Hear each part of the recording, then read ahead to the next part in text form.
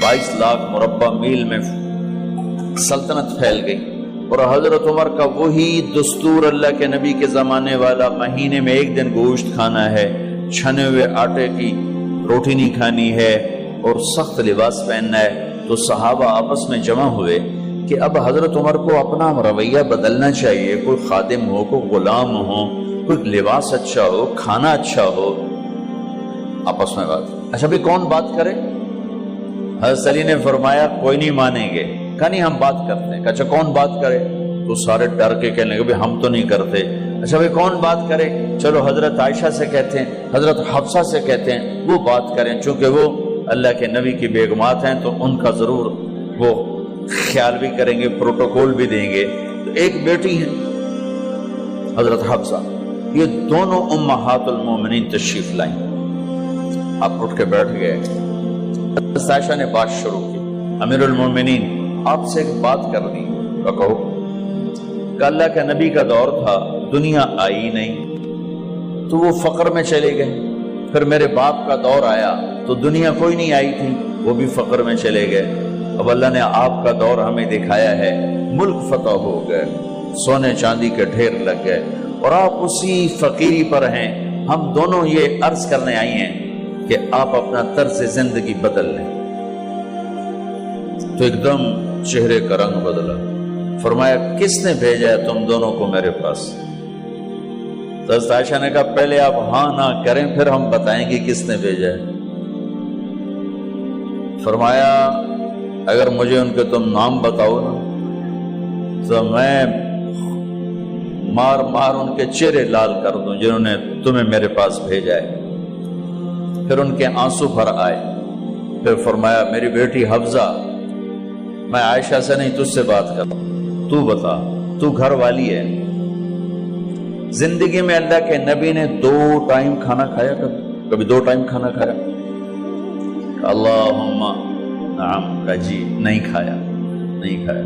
तुम्हें पता है ना, सुबह खाते थे शाम नहीं खाते का जिया, शाम खाते थे सुबह नहीं खाते थे, ठीक है ना का जी। अच्छा तुम्हें पता है ना मेरे नबी के पास एक ही पहनने का जोड़ा होता था। तुम्हारी अलमारियों में तुम्हारी बेगमात के 200 जोड़े लटके होते हैं, तुम्हारे 50 जोड़े लटके होते हैं। हफ्सा तेरे घर में नबी के 2 जोड़े थे या एक था?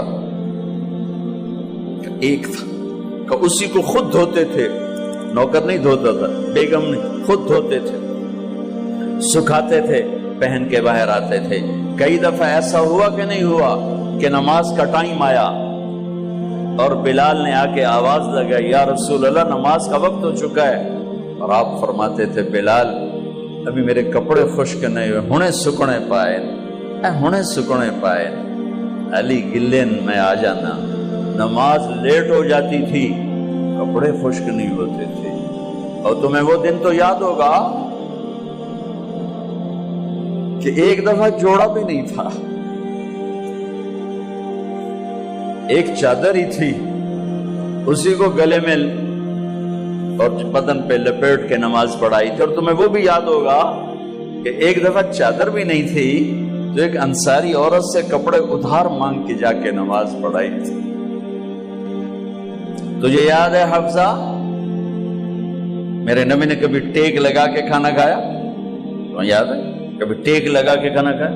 हमेशा ऐसे झुक के खाना खाया कि मैं गुलाम हूं, गुलामों की तरह खाऊंगा।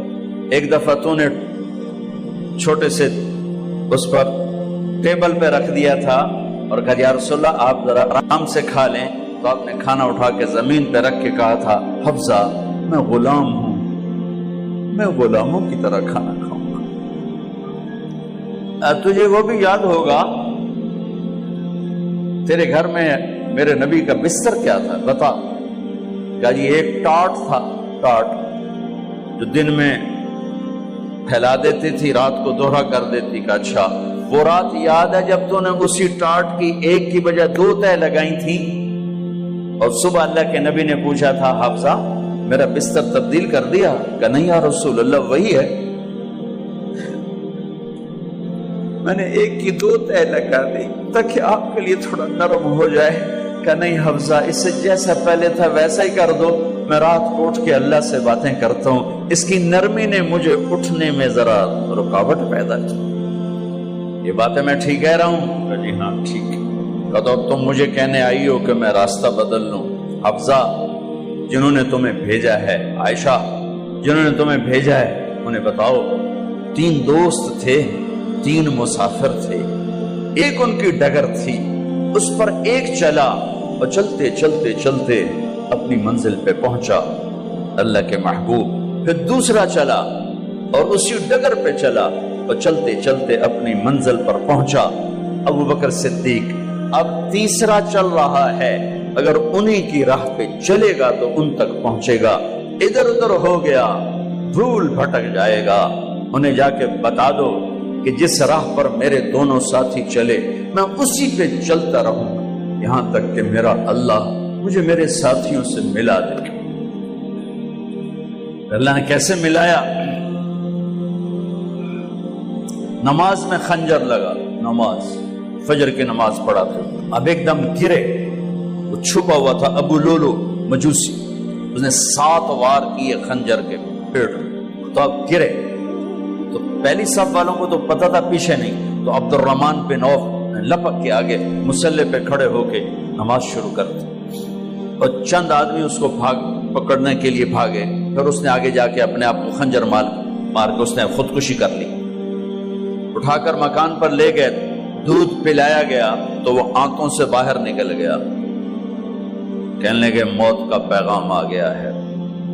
تو اپنے بیٹے کو بلایا کہ بیٹا جا کر اماں جان عائشہ سے کہو کہ عمر امیر المومنین نہ کہنا، اب میں امیر المومنین نہیں ہوں، کہنا کہ عمر بن خطاب اپنے دونوں ساتھیوں کے ساتھ قبر کی جگہ چاہتا.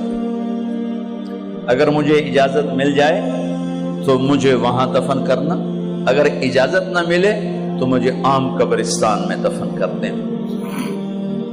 عبداللہ بن عمر تشریف لے گئے تو اماں عائشہ بیٹھی رو رہی تھی کہ اماں جان میرا باپ عمر بن خطاب اجازت چاہتا ہے قبر کی اپنے دونوں ساتھیوں کے ساتھ. تو حضرت عائشہ رضی اللہ تعالیٰ عنہ رونے لگی، پہلے بھی رو رہی تھی. کہا عبداللہ یہ جگہ تو میں نے اپنے لیے رکھی ہوئی تھی کہ میں اپنے خامند اور باپ کے ساتھ میں بھی ایک کونے میں سو جاؤں گی، لیکن اگر عمر کی خواہش ہے تو اس جگہ کا عمر مجھ سے زیادہ حقدار.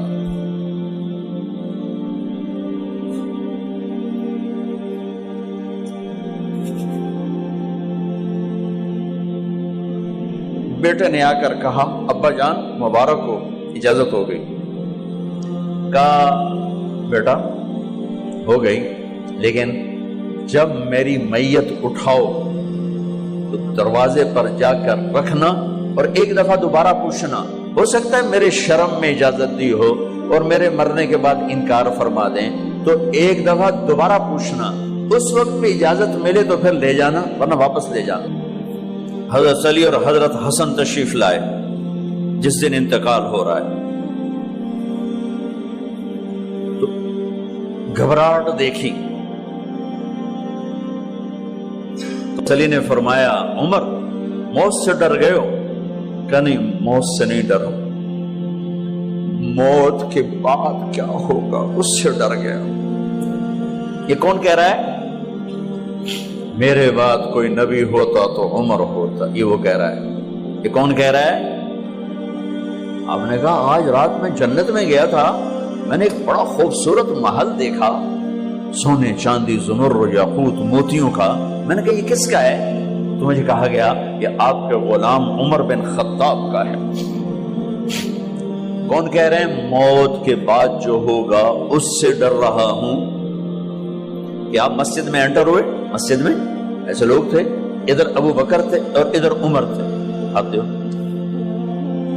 آپ نے یوں ہاتھ پکڑ لیے، دونوں کے ایسے ہاتھ پکڑ لیے، ادھر ابو بکر ادھر عمر. کہ مجھے دیکھ رہے ہو؟ کہ جی. کہ قیامت کے دن میں ایسے اٹھوں گا کہ میرے ادھر ابو بکر ہوگا اور ادھر میرے عمر ہوگا. یہ عمر کہہ رہے ہیں موت سے نہیں ڈرا ہوں، موت کے بعد کیا ہوگا اس پہ ڈر رہا ہوں۔ تو حضرت علی نے فرمایا کیوں ڈرتے ہو؟ میں گواہی دیتا ہوں، میں نے کئی دفعہ اللہ کے محبوب سے سنا کہ جنت کے بڑی عمر کے، ایک تو نا جنت کے نوجوانوں کے سردار وہ تو حسن حسین ہیں، میں نے کتنی دفعہ سنا اللہ کے نبی سے کہ جنت میں بڑی عمر کے لوگوں کے سردار ہیں ابو بکر اور عمر۔ تو آپ نے کہا قیامت کے دن گواہی دو گے؟ آپ نے کہا، حضرت علی نے کہا میں بھی گواہی دوں گا، میرا بیٹا حسن بھی گواہی دے گا۔ وہ حضرات تشریف لے گئے تو موت کی آہٹ کو محسوس کیا تو بیٹے کی گود میں سر تھا عبداللہ بن عمر کا، بیٹا یہ زمین پہ لٹا۔ انہوں نے یہاں سے ہٹا کر یہاں سر رکھ دیا۔ وہ حق سنا نہیں کیا کہہ رہا ہوں، زمین پہ ڈال دے۔ ان کا جی نہیں چاہ رہا تھا، کیا کہہ رہا ہوں، زمین پہ ڈالو۔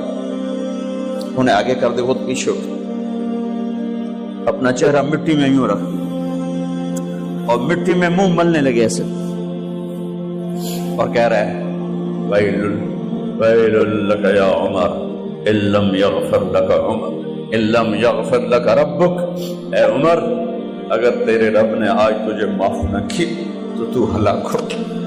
ویل لک ولأمک ویل لک ولأمک یا عمر ان لم یغفر لک ربک، عمر اگر آج تجھے اللہ نے معاف نہ کی تو تو ہلاک ہو۔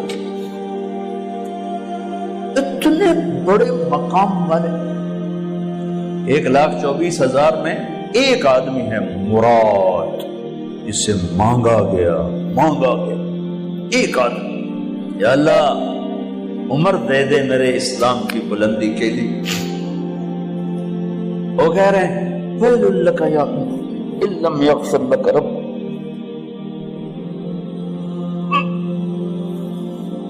اے عمر تو برباد ہو گیا اگر تیرے رب نے تجھے معاف نہ کی۔ یہ کہتے جان نکل گئی۔ صہیب رضی اللہ عنہ نے آپ نے وصیت فرمائی تھی میرا جنازہ صہیب پڑھائے، رومی جنازہ پڑھایا گیا، کندھوں پہ اٹھایا گیا، اور آ کر اماں جان عائشہ رضی اللہ عنہ کے دروازے پر عبداللہ بن عمر، باقی تو کوئی پتہ نہیں تھا کسی کو، کہ ٹھہر جاؤ جنازہ یہاں رکھ دو۔ پھر آگے بڑھے، دستک دی، اماں جان میرا باپ عمر بن خطاب دروازے پہ پہنچ چکا ہے، اندر آنے کی اجازت ہے۔ تو اماں جان عائشہ نے فرمایا مرحبا بعمر، ہم عمر کو خوش آمدید کہتے، اور باہر تشریف لے گئیں۔ وہیں حجرہ مبارک میں قبر کھودی گئی۔ عبداللہ بن عباس فرماتے ہیں کہ میرے کندھے پر کسی نے ہاتھ رکھا تو میں نے یوں پیچھے مڑ کے دیکھا تو جناب امام المتقین حضرت علی کھڑے ہوئے رو رہے تھے اور فرما رہے تھے عمر مجھے پتا تھا تیرے سوا یہاں کوئی نہیں آ سکتا، مجھے پتا تھا یہاں تو ہی آئے اور کوئی نہیں آ سکتا، چونکہ میں نے ہزاروں دفعہ سنا